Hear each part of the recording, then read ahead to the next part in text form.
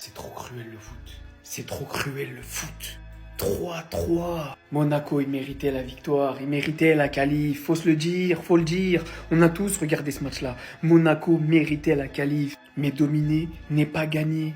Perdre à domicile. Jamais Monaco n'aurait dû perdre à domicile. Aujourd'hui, ils viennent, ils font un match de vaillant. À Benfica, chez eux, à Lisbonne, dans leur stade enflammé. Et pourtant, ils encaissent le premier but. Aktürkoğlu. Ils égalisent.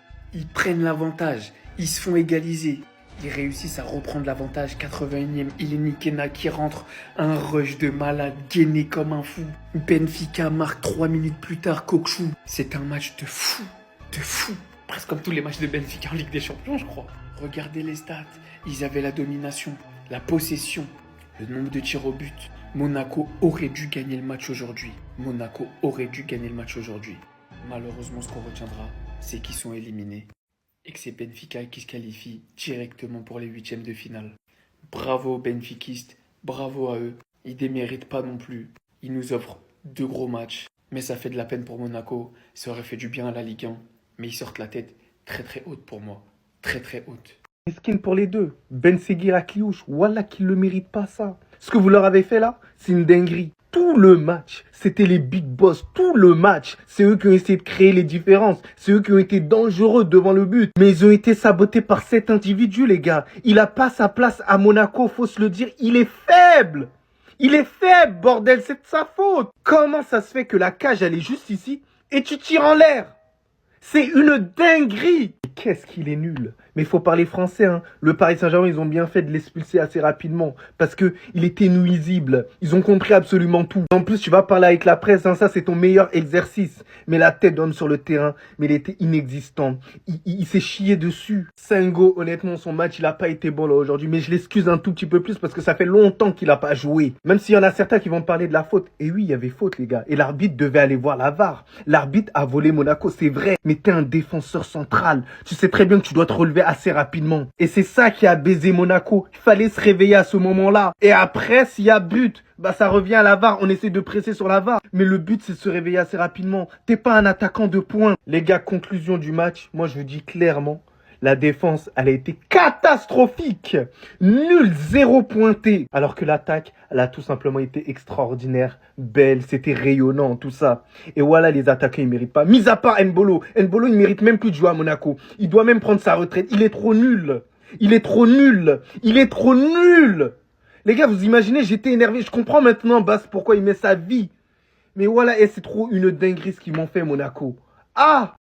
Quelle déception! Quelle déception! Quelle grande déception, les gars! Quel match incroyable entre Benfica et Monaco! Mais que de regrets ce soir! Tant cette équipe monégasque était au-dessus du Benfica, n'ayons pas peur des termes! Et honnêtement, ce soir, Monaco ne peut s'en prendre qu'à soi-même. Parce que défensivement, il y a eu tellement d'erreurs ce soir. Mais tellement d'erreurs.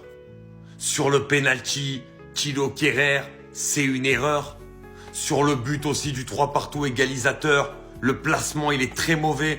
Défensivement, ils ont eu de très mauvaises relances et c'est tellement décevant par rapport au match qu'ils ont proposé dans le contenu. Ou au milieu de terrain, ou sur chaque transition, ils arrivent à faire extrêmement mal à cette équipe de Benfica. Il y a eu des grosses occasions ratées, notamment celle d'Embolo à un moment donné. Il y a énormément de regrets à avoir. Merci à Monaco qui sort toujours la tête haute de ces compétitions, qui nous offre toujours beaucoup de spectacles. Mais ce soir, c'est frustrant parce qu'il y avait vraiment la place. C'était la journée des nuls aujourd'hui. Voilà, c'était la journée des équipes qui n'étaient pas forcément intéressantes. Merci Benfica. Voilà. C'est tout ce que j'ai à dire en fait. Merci Benfica pour la proposition, pour la prestation, pour le divertissement, pour tout ce que vous avez pu faire aujourd'hui de 21h à 23h. Merci pour tout. Quand tu supportes aucune des deux équipes, c'est-à-dire que tu supportes ni Benfica ni Monaco, tu te poses devant ce match, tu as envie que ce soit un match à but, un match à spectacle, un match avec des rebondissements. Et c'est ce qui s'est passé aujourd'hui. Merci Benfica. Cette année, Benfica ont le don de proposer des bons matchs en Europe. Des matchs plaisants à voir. Pas forcément plaisants à voir pour les benfiquistes, mais des matchs plaisants à voir pour les fans de football. Après le Barça, malgré que ce soit une défaite, aujourd'hui c'est Monaco 1-0, 1-1, 2-1, 2-2, 3-2, 3-3, 4-3. Non, les gars, on savait plus où mettre la tête. C'est pour ça qu'on vous remercie chaleureusement pour le divertissement et on vous félicite pour votre qualification en huitième de finale. Merci pour tout. Divertissez-nous encore, s'il vous plaît. C'est tout pour moi. Surveillez pas le sel, ça viendra d'en bas. Clic, clac, boum. On s'attendait pas à grand chose, mais finalement on a passé une grosse soirée. Suite à cette troisième journée de barrage de Ligue des Champions, nous connaissons certains potentiels adversaires des 8 premiers qualifiés.